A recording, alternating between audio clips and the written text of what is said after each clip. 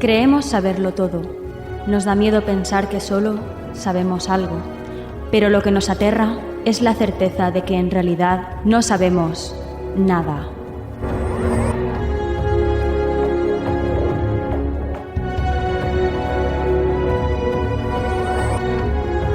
Sígueme por los canales que atraviesan la oscuridad. Remaremos sin descanso. Iluminaremos juntos los caminos de la noche, abriéndonos paso por el canal del misterio.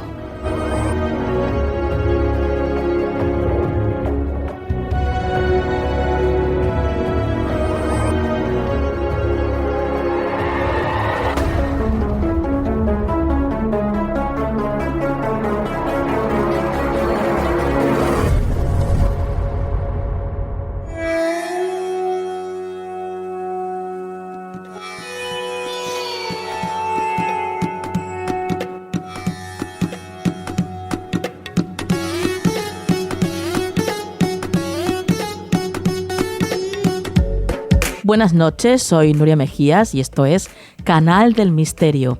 Comenzamos nuestro programa número 169. Hay que ver todo lo que nos dejamos atrás ya, ¿eh? Y ya queda poco para terminar la temporada, esta tercera temporada de Canal del Misterio. Cogeremos vacaciones, como todos los seres humanos, las necesitamos, pero bueno, os prometemos volver en septiembre con muchísima más fuerza y desde luego muy preparados para traeros siempre lo mejor del misterio.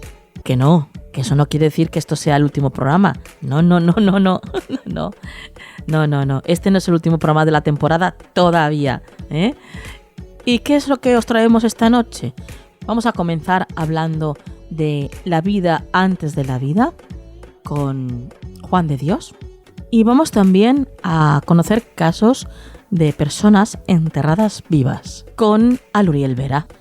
Algo, desde luego, yo creo que es uno de los peores miedos que tiene el ser humano. El miedo a ser enterrado vivo. Yo creo que tiene que ser de las peores cosas que uno pueda imaginar, ¿verdad? Por supuesto, también van a estar las secciones habituales del programa, como son la actualidad y el consejo de la semana. Y también voy a hablaros de una festividad que va a llegar dentro de muy poquito. Y no me enrollo más. Comenzamos. Búscanos en las redes sociales. Estamos en Twitter, Facebook, Google+, Instagram y Tumblr. Somos Canal del Misterio.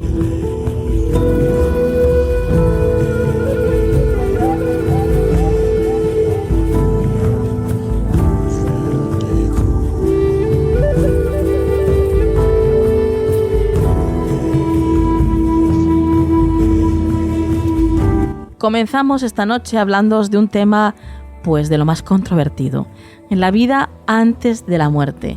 Y es que tantísimas veces se habla de lo contrario, ¿verdad? De lo siguiente, de la vida que supuestamente hay después de la muerte, pero hay pocas veces en las que se habla de lo que ocurre antes de venir a esta tierra, de encarnarnos aquí. Y yo creo que todos en algún momento nos hemos hecho pues las grandes preguntas de la vida, como qué soy, quién soy, de dónde vengo y hacia dónde voy. Y sobre todo pues el pensar en esto, ¿no? ¿Qué era yo antes de venir aquí, antes de estar aquí en esta vida? ¿Existía? ¿No existía? Bueno, pues la respuesta a estas preguntas la vamos a tener hoy con mi queridísimo Juan de Dios. Buenas noches, Juan. Buenas noches, Nuria. Muchísimas gracias por lo de queridísimo, que sé que es cierto. Sí. Y sí, la verdad es que es un tema apasionante. ¿Hay vida antes de la vida? Es apasionante. Eso es lo que vamos a tratar esta noche contigo.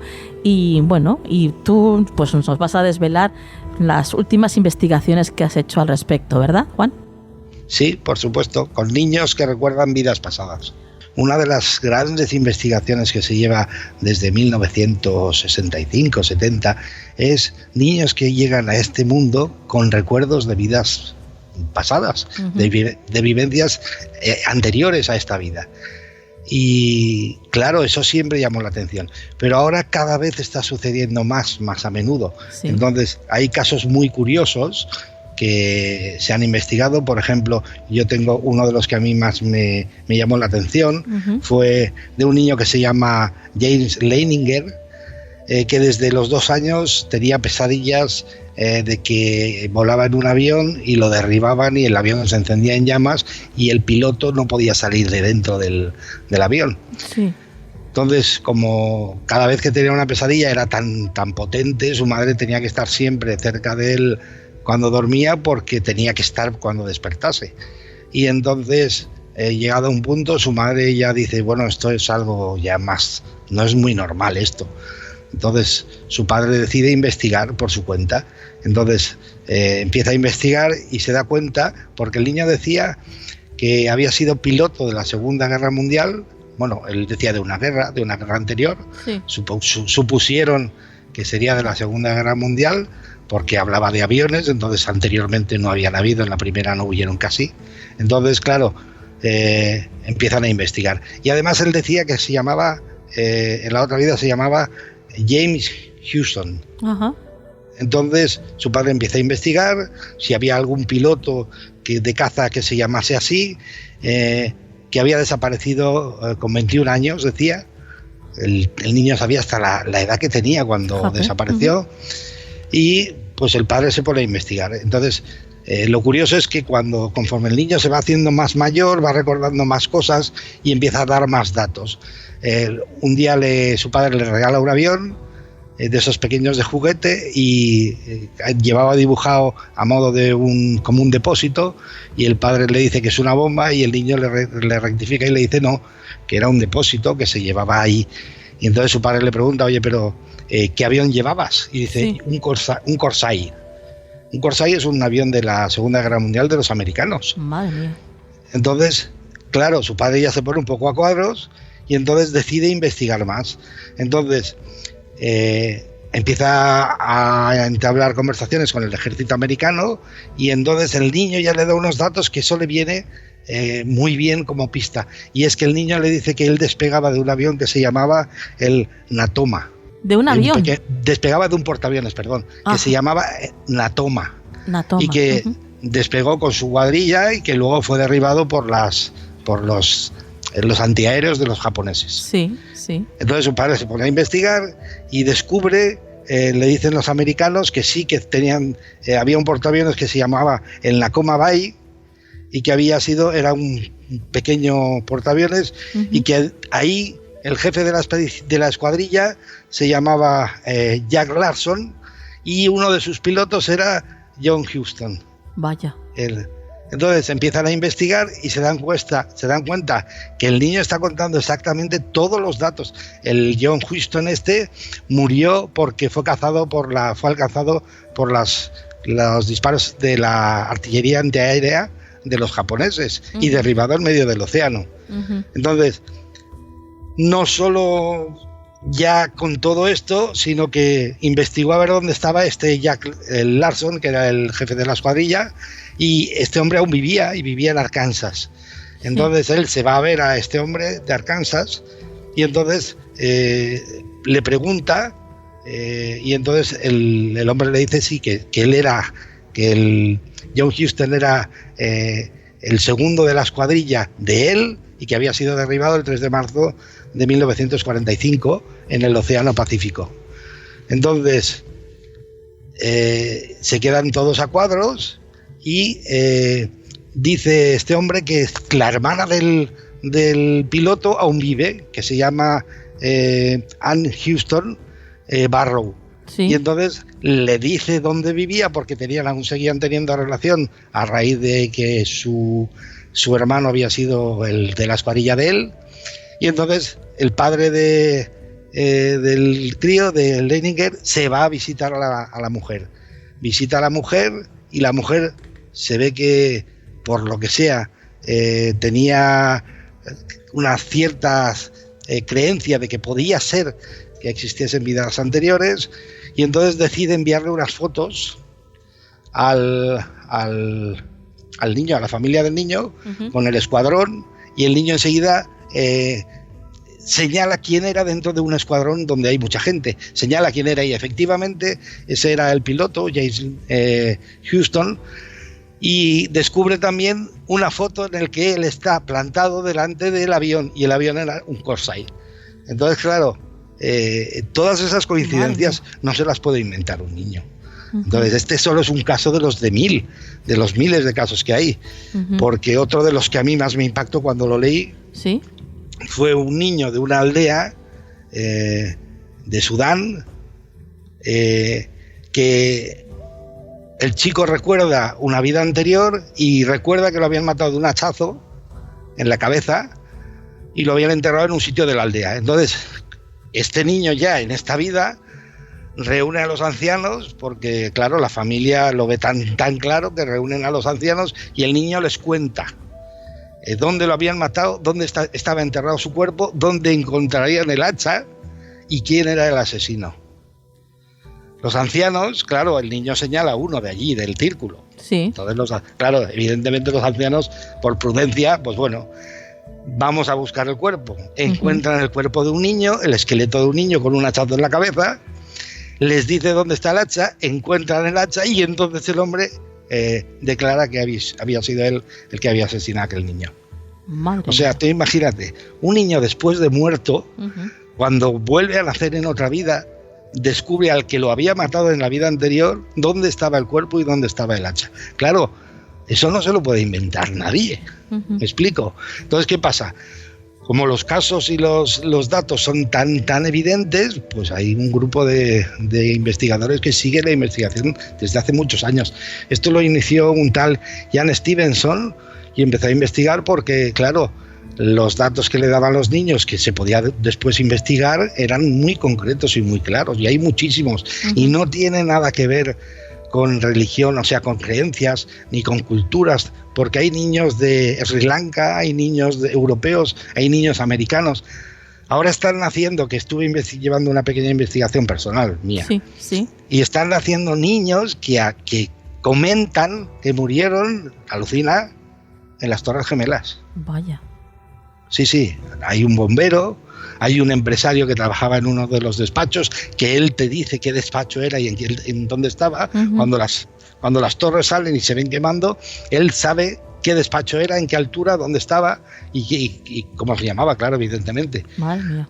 Entonces son datos que se pueden verificar y claro, pues tiene mucho sentido luego las tradiciones ancestrales que te dicen que nosotros somos como en la película Avatar, que nosotros somos un espíritu que utiliza cuerpos para experimentar, para vivir, para disfrutar de las vivencias de la vida. Oye, Juan, y ya que me estás hablando ahora de niños y de la vida, antes de la vida, ¿tú qué opinas? Porque hace unos días, pues salió, creo que lo leí en el ABC, en el periódico ABC, el caso de un niño, un israelí de 3 años, que de repente había empezado a hablar en inglés de forma absolutamente inexplicable. O sea, este niño, por lo visto, sus padres están criados en una familia árabe, con una religión árabe, y nadie en el entorno de él habla inglés. De hecho, los padres lo llevaron a la enfermera para que viera, a ver, porque el niño tenía dificultades para hablar, porque no le entendían, claro, cuando hablaba. Lo sorprendente fue cuando la enfermera, que sí que dominaba un poco el inglés, se dio cuenta de que, claro, los padres no lo entendían porque el niño estaba hablando inglés y no árabe, que es el idioma materno que había tenido el niño desde que nació, ¿no? ¿Tú crees que estos casos también pueden tener algo que ver con estas vidas pasadas? Esos recuerdos de, a lo mejor, de la anterior vida pasada, que fuera, a lo mejor, su idioma natal, el inglés. Evidentemente yo desconozco ese caso en concreto, pero sí, es que no hay otra explicación, o sea, es porque él lo ha hablado. ¿Dónde? Anteriormente. Y hay un enganche cuando son muy niños, tienen mucho más presente los recuerdos de antes que los de ahora de aquí, porque de aquí no tienen casi ninguno, ¿me explico?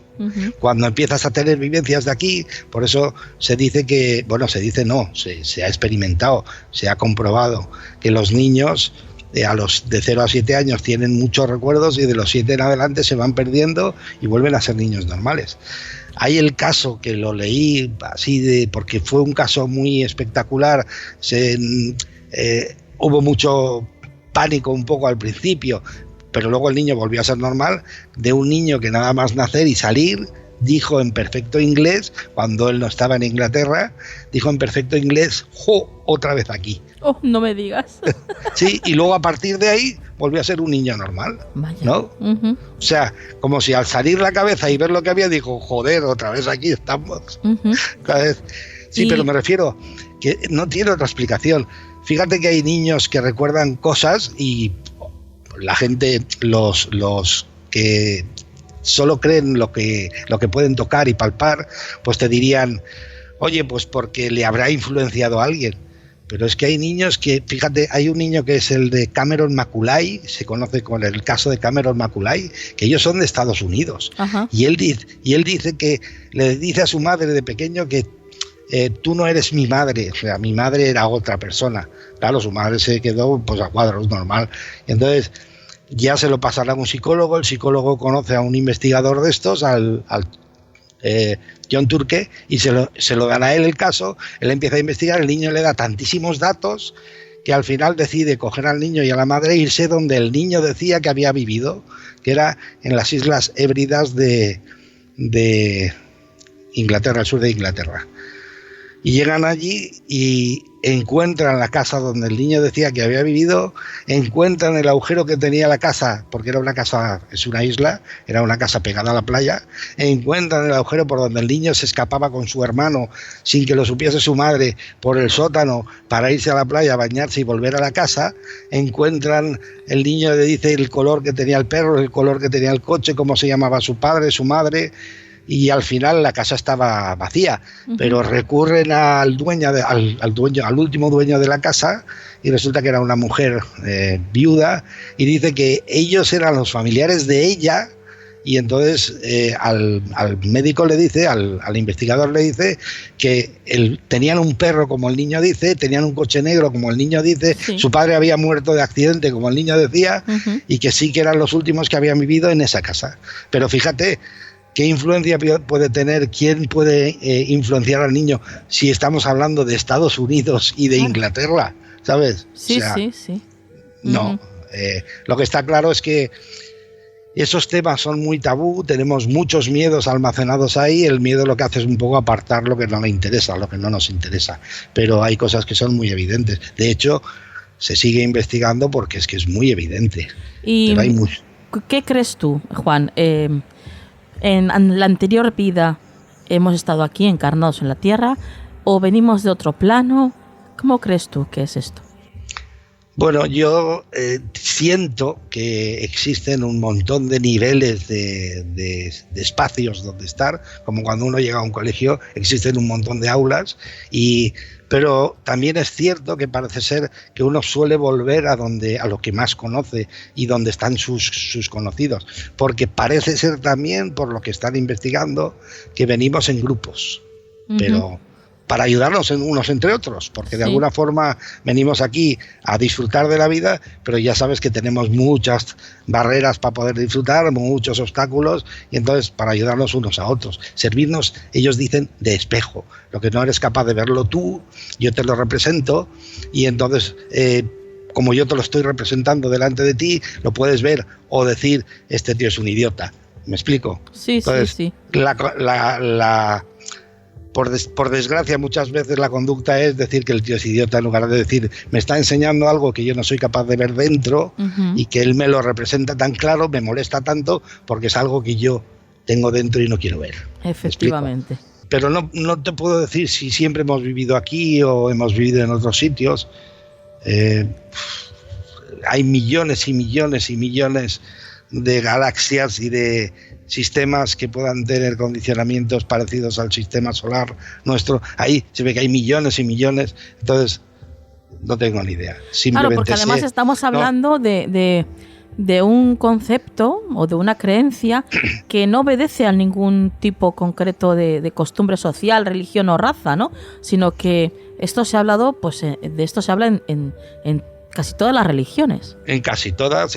Hay quienes lo tienen establecido, como son las religiones orientales, los hinduistas, los budistas y todos estos, que ellos sí que creen que venimos, pues ellos tienen que además tiene mucho sentido. Ellos tienen la creencia de que venimos como el que viene en un colegio, empiezas en párvulos y acabas en la carrera, acabando la carrera. O sea, pasas por un montón de etapas. Cada curso, si a cada curso le dijésemos, esto es una vida, lo que nosotros llamamos la vida, es un periodo vital. Pues si ese fuese un periodo vital, entonces tendría mucha explicación y sería fácil de contestar por qué nacemos diferentes. O sea, ¿qué ventaja o qué desventaja tengo yo de haber nacido bien y otro que nazca mal o al revés? Claro, tiene sentido, porque si las cosas que yo tengo que aprender son diferentes a las que tiene que aprender otra persona porque está en otra etapa, es diferente, es normal, tiene lógica, tiene explicación que nazcamos diferentes, ¿me explico?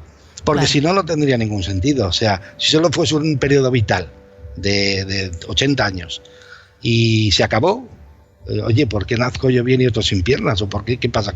O unos ricos y otros pobres, o unos en países con mucho hambre y guerra y otros en países que se vive de maravilla. ¿Qué pasa? ¿Que algunos nacemos de los ángeles? No, eso no tiene explicación así. Pero en cambio sí que tiene explicación cuando dices, oye, no, es que claro, tú vienes en tu curso y en tu curso son estos condicionantes porque de alguna manera has elegido enfrentarte con estas situaciones y otro viene con otras situaciones diferentes y por eso se nace diferente. Pero sí, la creencia a nivel oriental es de que nosotros somos seres eternos y eso coinciden con muchísimas religiones antiguas, ancestrales, que vivimos periodos temporales en cuerpos temporales. Juan, tú nos hablabas de que los niños suelen tener este tipo de recuerdos de estas vidas pasadas, ¿no? Pero en los adultos también se puede dar ese tipo de recuerdos, ¿verdad? Sí, en los adultos también. De hecho, fíjate, eso obedece, este fenómeno obedece a por lo menos yo lo he descubierto por algunos investigadores como Juan José López Martínez, que trabaja en terapia regresiva y es un médico de Cartagena, de la Seguridad Social, y como los resultados que tiene son tan espectaculares practicando la terapia regresiva, se lo permiten practicar en los hospitales. Sí, pero él dice que es una habilidad que tiene el ser humano, pero que por no practicarla se pierde. Entonces, que es expandir la conciencia a voluntad. Fíjate si tiene sentido esto. O sea, dicen, y eso está comprobado, pero miles de veces, que cuando uno está a punto de morirse, antiguamente, como se morían en casa, estaba mucho ese dicho de decir, oye, ¿cómo está fulano? Está fatal, le queda nada, un telediario. ¿Por qué? Dice, porque ha empezado a ver a su madre y a su padre y a sus familiares que venían, que empezó a hablar con ellos, y claro, la gente dice, este se le ha ido la olla. Y entonces la gente que está trabajando con cuidados paliativos, con personas que son terminales, que están a punto de irse, ellos lo dicen, hay un punto en el que el ser humano expande la conciencia y ve mucho más de lo que habitualmente ve el ser humano normal. Y ese es el mismo principio que utilizan los psíquicos. Fíjate qué cosa más sencilla. Claro, incluso, Juan, a través de los sueños, que también sufren muchas alteraciones de la conciencia, ¿no? En ese estado. Y a través de los sueños. Te lo digo más que nada porque yo te puedo contar que he tenido 3 experiencias de este tipo de vidas pasadas a través de los sueños y te puedo asegurar que era impresionante verme en esa otra persona y más que verme, reconocerme en ese otro físico. No tenía nada que ver ese cuerpo con el que yo tengo aquí en esta encarnación. Incluso en uno de ellos era hombre, pero sin embargo nadie me puede decir que esa persona no era yo, porque yo me sentía totalmente esa persona. Sí, de hecho, el que lo vive es tan evidente que parece mucho más real que la vida esta física. Sí. ¿Sabes? Y lo dicen. Y realmente eso obedece a algo vivido, por eso surge. Y el tema del sueño es que sucede lo mismo que cuando uno está a punto de morir. Nosotros cuando nos dormimos, todo el mundo deja el cuerpo trabajando y sale la conciencia fuera, Uh-huh. que es lo mismo que cuando uno muere, lo único que sucede es que luego no vuelve. ¿Me explico? Claro. Pero entonces, cuando deja la conciencia, vuelve a entrar en contacto con todos los recuerdos. Fíjate, nosotros tenemos eso está demostrado y está comprobado. El cerebro está dividido en dos partes. Una de las partes es la memoria, que es el lóbulo izquierdo, es la memoria desde los 7 años hasta lo que hemos vivido hasta ahora, es la memoria actual, física de ahora, pero la otra parte es un receptor de la memoria total de todas las experiencias de tu vida. Uh-huh. Total, que como se suele decir ahora, es solo un receptor. O sea, yo aquí cuando oigo la radio no tengo al guionista y al entrevistador aquí dentro de casa, no, tengo un receptor. Claro. El programa está donde esté. Uh-huh. Pues el cerebro derecho, el lóbulo derecho, que rige la parte izquierda, ese es el que se encarga de conectar con la nube. Sí. ¿Cuándo le es más fácil conectar? Cuando el lóbulo izquierdo se calla, que es cuando duermes. Uh-huh. Porque el problema que tenemos es que el lóbulo izquierdo habla tanto y se mueve tanto y tiene tanta actividad que no escuchamos el lóbulo derecho, que es el que tiene la información de todas las experiencias que hemos vivido nosotros. Pero eso deja de ser así cuando uno se duerme o cuando uno se muere. Claro. ¿Me explico? Sí. Entonces, cuando uno está a punto de morir, el lóbulo izquierdo deja de funcionar y uno empieza a tener contacto otra vez con todo lo que había vivido, familiares, etcétera, etcétera, etcétera. Uh-huh. Y se empieza a desarrollar otra vez esa facultad que tiene el ser humano, que es de expandir la conciencia. Lo único que sucede es que los psíquicos lo hacen a voluntad. Uh-huh. Y los humanos de la calle, por no practicarlo, pues no lo podemos hacer. Nada más que en casos específicos. Pues en un accidente en el que estás a punto de morir, en caso de enfermedad terminal que estás a punto de morir, Sí. y siempre en un caso en el que vas a dejar el cuerpo, o Uh-huh. cuando duermes. Bueno, lo dejamos aquí, Juan. Sí, aquí es apasionante. Porque yo estoy disfrutando muchísimo esta noche contigo, Juan, porque es uno de mis temas favoritos, la verdad. Pero fíjate, si me permites, yo animaría muy a las rapidito, personas, muy rapidito. Sí, muy rapidito. Yo animaría a las personas a que se vayan a Google y pongan niños con recuerdos de vidas pasadas. Es espectacular la cantidad de testimonios que hay. Bueno, ya que mandas a los oyentes a Google, envíalos también a tu blog, Juan. Sí, por supuesto. Mi página web, cienciayconsciencia.com, tiene toda esta información, tanto en audio como en vídeo. Perfecto. Pues ya sabéis, queridos oyentes, si queréis más información sobre esto que nos está contando ahora mismo Juan de Dios, ahí en esa web que tiene él, pues tenéis toda la información sobre este y un montón de temas más, que ya veréis, muy completo todo lo que tiene ahí Juan. Juan, lo dejamos aquí como te decía y hasta la próxima. Hasta la próxima. Muchísimas gracias y hasta la próxima a los oyentes. ¿Quieres ponerte en contacto con nosotros? Escríbenos un email a contacto@canaldelmisterio.com.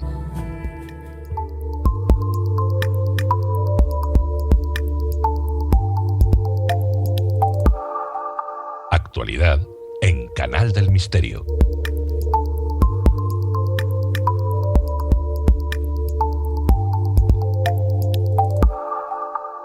Llegamos a la actualidad y ya estamos con María Toro. Buenas noches, María.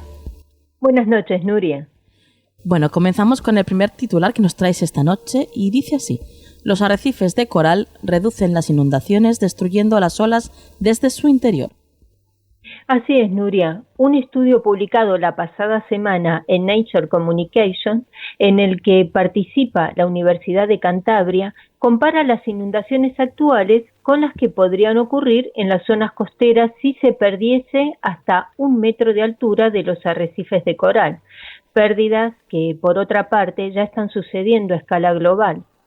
Sin estas barreras naturales, los daños ocasionados por inundaciones no solo se duplicarían, lo que supondría unos 3.000 millones de euros, sino que los costes derivados de las tormentas se triplicarían, y si además se tiene en cuenta el aumento del nivel del mar, las inundaciones podrían llegar a cuadriplicarse.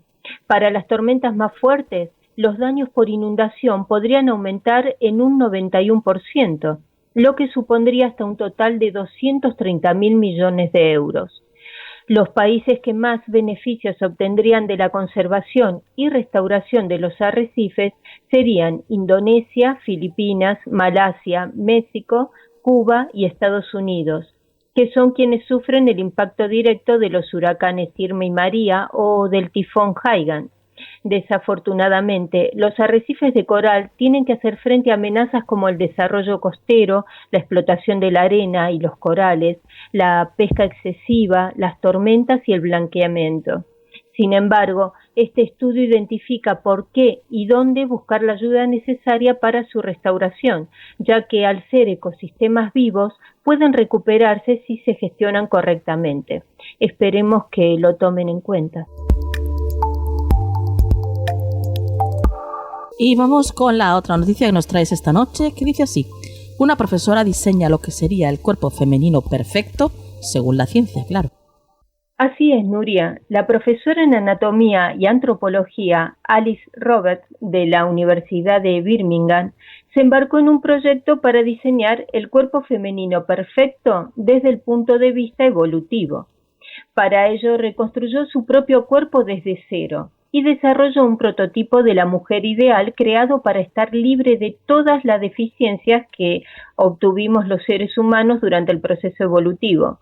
Primero contactó para ello con los principales expertos en medicina y animales, para conocer los mayores problemas del cuerpo humano y cómo las increíbles adaptaciones en el resto del reino animal podrían servir de inspiración para evitar ciertas vulnerabilidades humanas. Y el resultado es bastante inquietante. Para comenzar, el prototipo es de dimensiones más grande que ella. Recordemos que se tomó como punto de partida. Además, tiene piel anfibia que cambia instantáneamente de claro a oscuro para dejar paso a la luz y bloquear de este modo los rayos ultravioletas que suelen acelerar el envejecimiento y provocar cáncer de piel. Además, tiene un mejor corazón con más arterias que el de un ser humano, pulmones que son más eficientes, ojos sin puntos ciegos, oídos que captan mejor el sonido y orejas como las de un murciélago, piernas que son más fuertes y eficientes como las de una rana, aunque la característica estrella es la incorporación de una bolsa de marsupio como el de los canguros. Cuando vi la imagen por primera vez, la verdad, me recordó a los personajes de Avatar. No sé si te acuerdas. Sí. Pues sobre todo por la cara y las piernas. La profesora Robert consideró que su trabajo, hecho para BBC4 y el Museo de las Ciencias, valió la pena, aunque no dudó en confesar que cuando vio el modelo final de su creación dio un grito del susto. Aunque todo se ha dicho, Nuria, el concepto de belleza es muy relativo.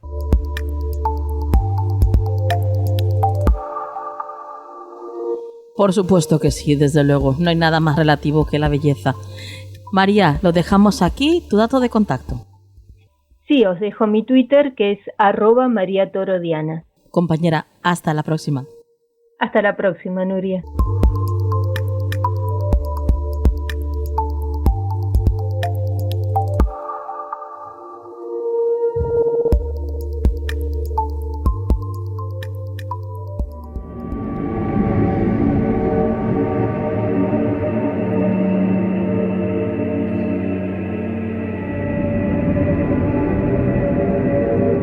A lo largo de la historia, desde la antigüedad, se enterraban a las personas de manera prematura. La falta de información médica, la enfermedad, la peste, el cólera, creo que todos conocemos algún caso de personas que después de ser enterrados, se ha sabido a posteriori que han sido enterrados vivos. Esta noche vamos a conocer unos cuantos casos curiosos de este tipo. Por supuesto, de la mano de nuestra maravillosa Aluriel Vera. Buenas noches, Aluriel. Buenas noches, Nuria, con esa presentación, madre mía. Bueno, aún es poco para lo que te mereces, compañera. Bueno, muchas gracias. Oye, Aluriel, cuéntanos qué horrible. Eso es lo primero de todo, tengo que decírtelo, porque yo creo que es una de las peores pesadillas que puede tener un ser humano, ¿no? El ser enterrado vivo. Sí, así es. Y más los que vamos a ver esta noche, porque son atípicos. No tienen, así es, Nuria, estos casos no tienen nada que ver con los enterramientos por catalepsia u otros casos del siglo XVIII, en los cuales no se sabía si la persona realmente estaba muerta o no. Ajá. He recopilado unos casos que me han parecido interesantes o, sin lugar a duda, extraños. El primero ocurrió en 1987. Stephen Small, un millonario de 39 años de Illinois, Estados Unidos, fue secuestrado por Danny Edwards, de 30 años, y su pareja Nancy Reich, de 26. Pedían a cambio de entregarles a Stephen Small, sano y salvo, $1 millón. ¿Qué hicieron con Stephen? ¿Dónde lo escondieron? Bueno, no se les ocurrió otra cosa que enterrarlo vivo en un lugar cercano del poblado de Kankakee. Qué horror. Lo metieron en una caja de madera contrachapada, es decir, maderas cruzadas con otras maderas para que no pudiera escapar, una luz conectada a una batería de coche, agua, unas barritas de caramelo, una linterna y un tubo conectado a la superficie por donde supuestamente podía respirar. ¿Qué pasó con Small? La idea no le salió bien.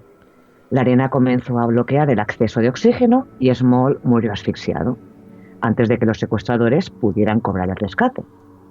La policía logró dar con el cadáver gracias a que el coche del fallecido se encontraba cerca. Y por supuesto los dos responsables de tal macabro acto fueron capturados y sentenciados a cadena perpetua. Uh-huh. Vaya.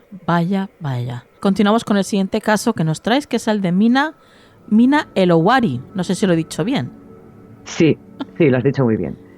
Este caso es de los que suceden frecuentemente hoy en día. Miles de personas se conocen por internet, es lo habitual. Una mujer francesa de 25 años llamada Mina Elowary, conoce a un chico por internet de Marruecos y después de varios meses chateando, Mina decidió viajar a Marruecos a conocerlo en persona. Mina llegó a Fez y se registró en un hotel antes de reunirse con el hombre o la pareja. Llegado el momento, se conocieron en persona, pasaron una noche supuestamente maravillosa, hasta que Mina cayó al suelo, se derrumbó a causa de un coma diabético. Posteriormente se conoció que era diabética sin diagnosticar. Uh-huh. ¿Qué hace su pareja? En lugar de llamar a la policía o a una ambulancia, el hombre pensó que estaba muerta y decidió enterrarla en su jardín. Los empleados del hotel donde Elowary se alojaba llamaron a la policía al ver que la mujer no regresaba. Pasados unos días, la familia de Mina también empezó a alarmarse porque no sabían nada de ella. Volaron a Marruecos para buscar a su hija y fueron a la policía para poner la correspondiente denuncia. La policía marroquí finalmente pudo localizar a la pareja de Mina. Este hombre confesó el incidente, lo que ocurrió, y les llevó hacia donde había enterrado a Mina.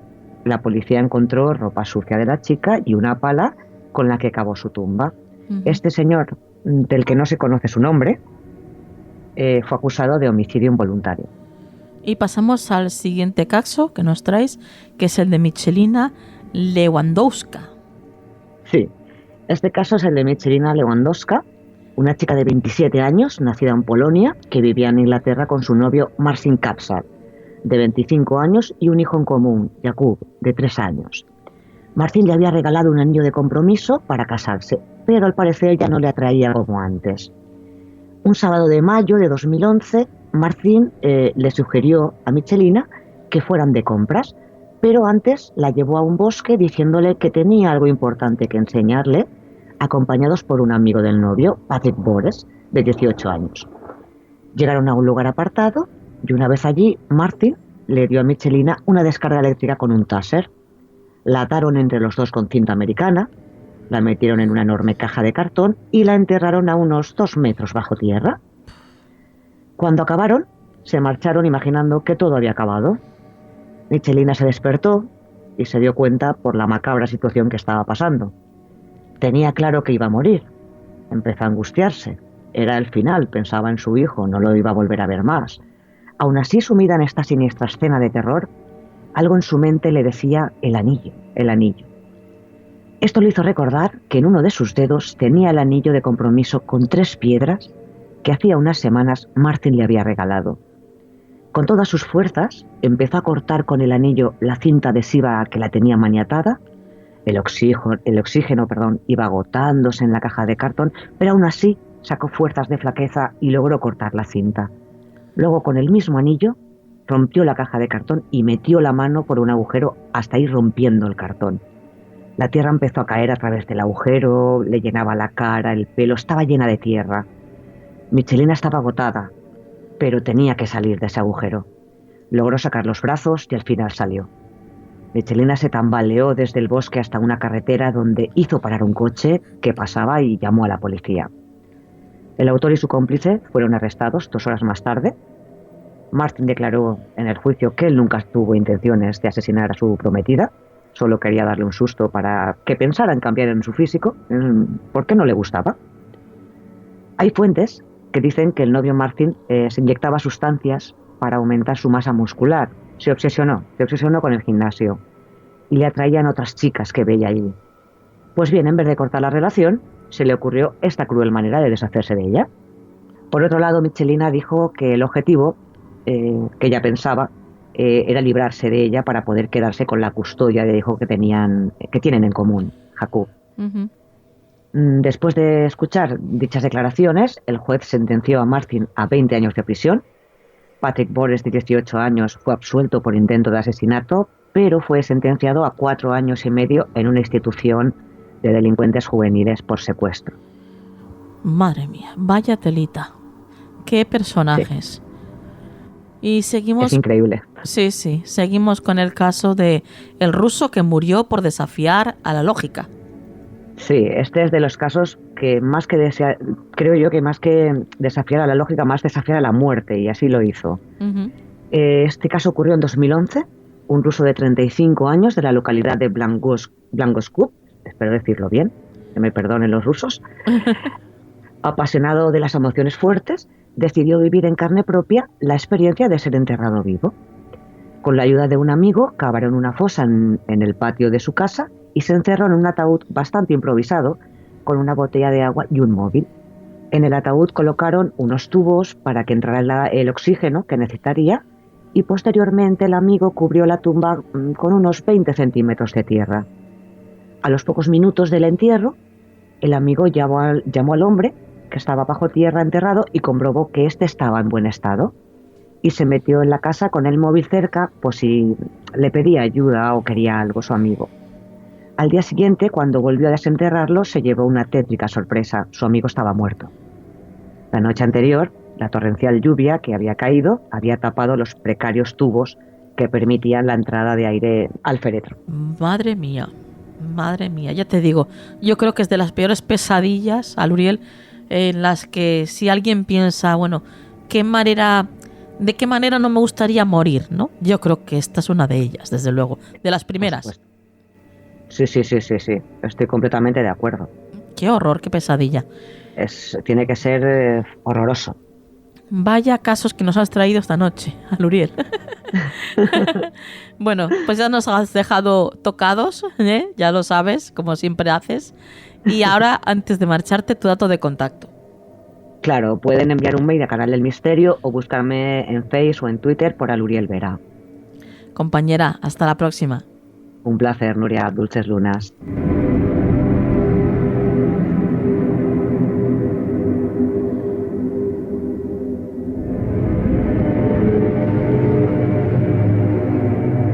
Búscanos en las redes sociales. Estamos en Twitter, Facebook, Google+, Instagram y Tumblr. Somos Canal del Misterio.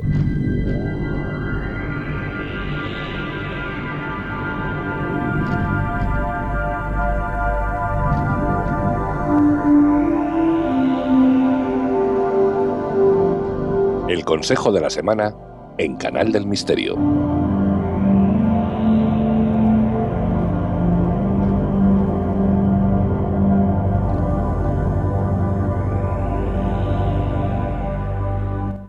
Pues ya nos encontramos en este maravilloso rincón y ya estamos acompañados de Juan Perdomo.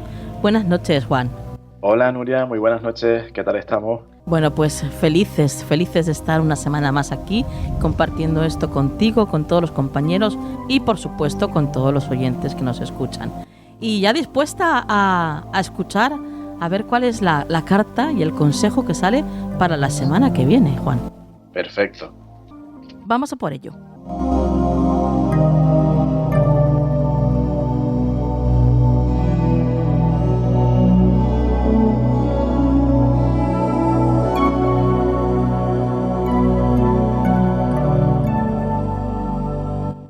mira, Nuria, esta semanita la carta que aquí he elegido, esta mano inocente, ha sido la luna, el arcano 18. Es una carta que a mí, bueno, siempre digo lo mismo, es verdad, pero me gusta mucho. A mí me gustan todas, pero esta es quizás una de las que más me apasionan, ¿no? El consejo en sentido, digamos, positivo es que la luna, bueno, pues está vinculada al inconsciente, a la reflexión, a la imaginación, los sueños, la intuición, ¿no? Sí.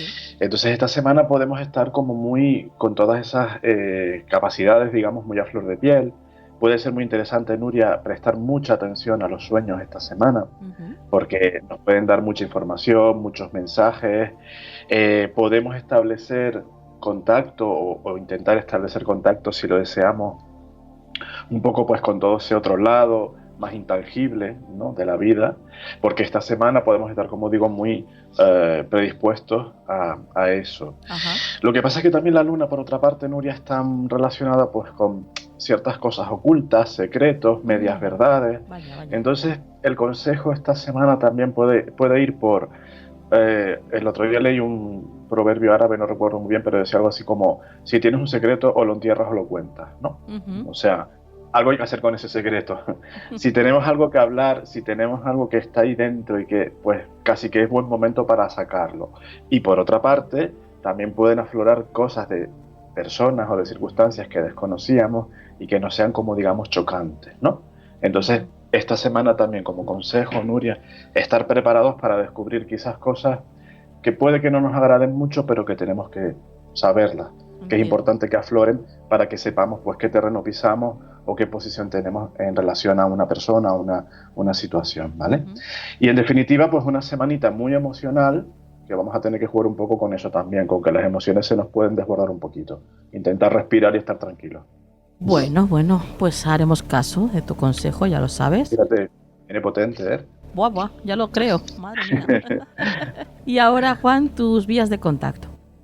Claro que sí, somos Faro Tarot en Twitter, nos encuentran en el teléfono 605-337291 y también nos encuentran en el correo electrónico de siempre, que es farotarot@gmail.com. Pues compañero, hasta la semana que viene. Hasta la próxima semana, Nuria.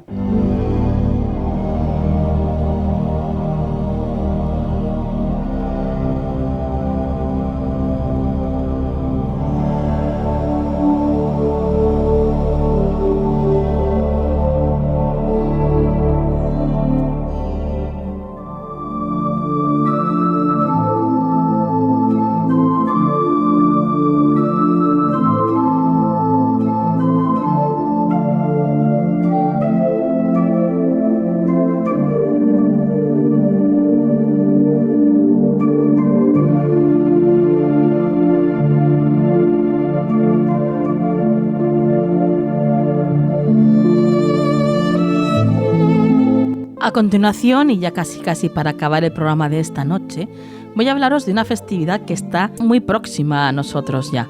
Os hablo de la Noche de San Juan, por supuesto, o también conocida por la tradición como Lita. Pronunciado Lit-A, significa fuego. Es la derivación de una palabra anglosajona para denominar a la luna del sexto y séptimo mes. También la luna de junio es llamada luna de la miel, debido al periodo de abundancia en esta época del año y porque la miel es el ingrediente principal en varias recetas tanto de comida como de bebida en el solsticio de verano. En esta fecha se solían celebrar muchas bodas, surgiendo el famoso término de la luna de miel como la de la noche de bodas. Se celebra, pues eso, alrededor del 21 de junio y es conocido también por el término de midsummer, es decir, medio verano. El momento del solsticio es marcado por la entrada del sol en Cáncer, haciendo que sea el día más largo del año y por ende la noche más corta. El sol está en su cenit, el punto más alto en el cielo, y es por ello que se considera como una festividad solar y de carácter masculino. Debido al hecho de tener al sol en su punto más álgido, se celebra la luz y el calor en todo su esplendor y magnificencia, celebrando la abundancia y riqueza de las cosechas al madurar. Se honra al sol como portador de vida y calor y también como purificador, sanador y redentor. Con esta festividad la gente se sobrecarga de energía con la llegada de los días calurosos y el exceso de actividad puede llegar a acabar en nerviosismo, así que hay que tener un poquito de cuidado y relajarnos de vez en cuando, porque ya sabéis que es conveniente también saber encontrar el equilibrio perfecto. Hay que saber vivir el presente y apreciar los mejores momentos vividos sabiendo que no serán eternos y desconociendo cuándo se repetirá. A partir de hoy, los días serán más largos y las noches más cortas.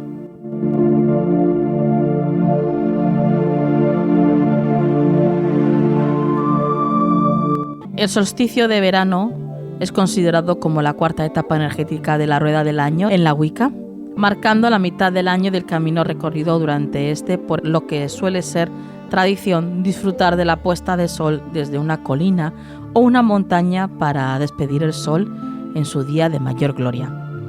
Simboliza la victoria de la luz sobre la oscuridad. No debemos malinterpretar esto, claro, porque los conceptos de luz y oscuridad, todos sabéis que solamente son más que un complemento el uno de la otra. Son el equilibrio de nuestras propias necesidades y una no podría existir sin la otra. En las tradiciones druídicas es considerada como un sabbat mayor, que indica el punto medio entre los equinoccios o, como decían los druidas, el punto medio entre la luz de la tierra y la luz del agua. Debido a la importancia de los solsticios, muchos círculos de piedra, como Stonehenge, fueron orientados y alineados teniendo en cuenta la salida del sol en el solsticio de verano. Asimismo, se considera que los solsticios son una de las celebraciones más antiguas de la Tierra, pues no solo constan evidencias de sus celebraciones en la prehistoria, sino también en culturas como la mesopotámica y la maya.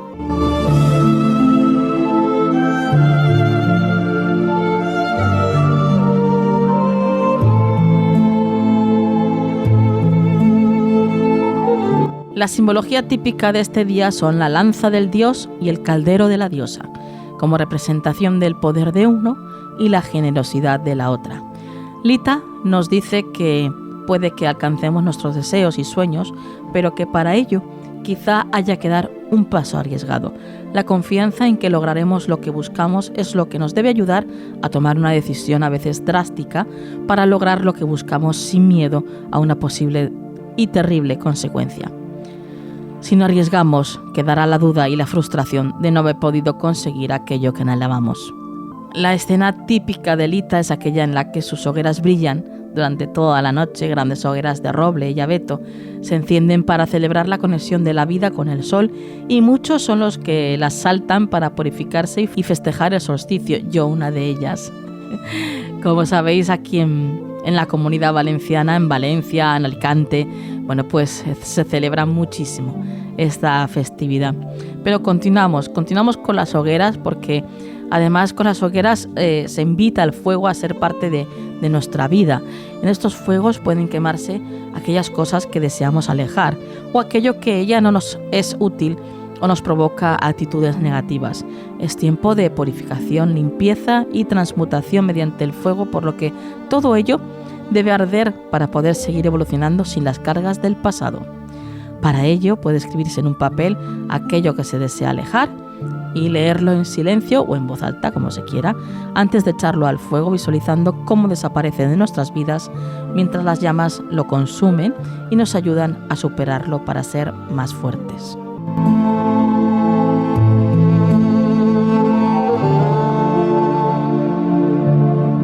El solsticio es ante todo una celebración alegre en la que principalmente se festeja el poder del dios antes de empezar a decaer y el embarazo de la diosa, así como nuestra propia capacidad para crear cosas y hacerlas crecer. Todos los rituales de buena suerte, así como los amorosos o las curaciones y las purificaciones, se llevan a cabo en esta mágica noche en la que todo es alegría por los deseos que se han cumplido o por la certeza de saber que se cumplirán.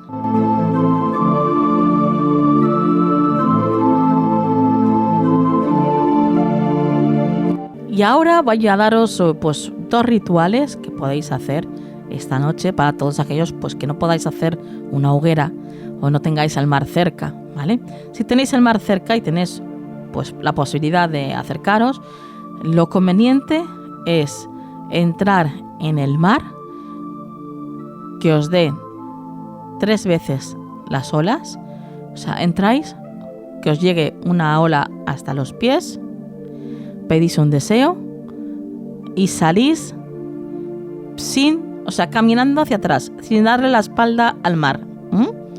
Volvéis a entrar, que os dé otra ola y pedís el segundo deseo. Y volvéis a retroceder caminando hacia atrás, sin darle la espalda al mar. Y ya para terminar, vamos con el tercer deseo. Entráis en el mar, que os den la ola, pedís el tercer deseo y volvéis caminando hacia atrás. Y cuando ya estáis fuera totalmente del agua, ahí ya sí que dais las gracias y ya os podéis dar la vuelta y regresáis al sitio donde estuvierais. Si queréis hacer lo de los deseos, pero en papel y con el fuego, pues podéis en un papel blanco con lápiz, si es posible, pues apuntad los 3 deseos e id tirando a partir de las 12 los 3 deseos uno a uno en la hoguera, visualizando, eso es muy importante, siempre que se pide algo hay que visualizar que ya lo tienes. Creer es crear, acordaos. Así que hay que visualizarlo como ya hecho. No solamente pedirlo, sino además verlo ya realizado.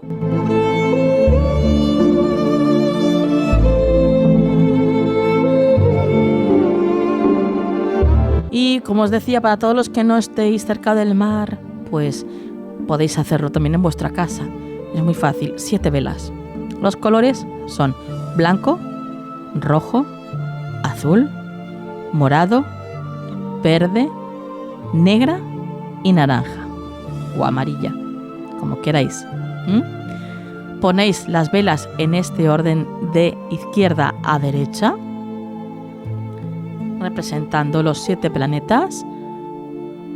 Os lo repito: blanca, roja, azul, morada, verde, negra y naranja o amarilla.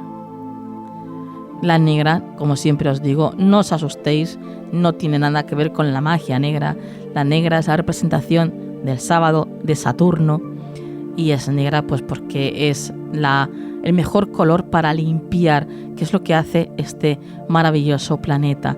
Es el más denso, pero es el que más, y el más lento, pero el que más efectivo es a la hora de limpiar todo lo malo. Así que ponéis este ritual, encendéis las velas con cerilla de madera y ponéis un papel con los 3 deseos. Este sería el ritual. Dejáis las 7 velas encendidas toda la noche, junto con el papel a una distancia considerable, no sea que se fuera a caer alguna de las velas y prenda el papel, ¿vale?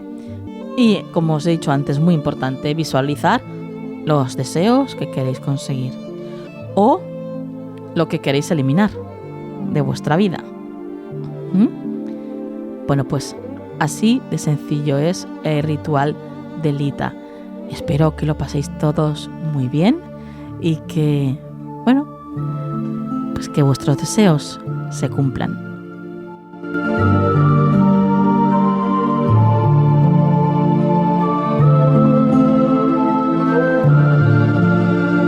¿Quieres ponerte en contacto con nosotros? Escríbenos un email a contacto@canaldelmisterio.com.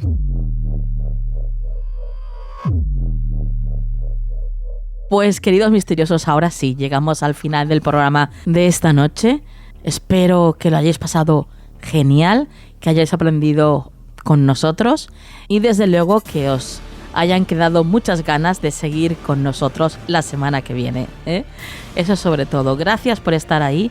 Como siempre, queridos misteriosos, sois fenomenales. Quiero agradeceros cada muestra de cariño. Quiero que sepáis que nos llegan, ¿eh? Nos llegan además directamente al corazón. Y ahora vamos a por la frase de la semana. No somos seres humanos en un viaje espiritual. Somos seres espirituales en un viaje humano. Que la luz siempre esté en vuestras vidas. Hasta la semana que viene.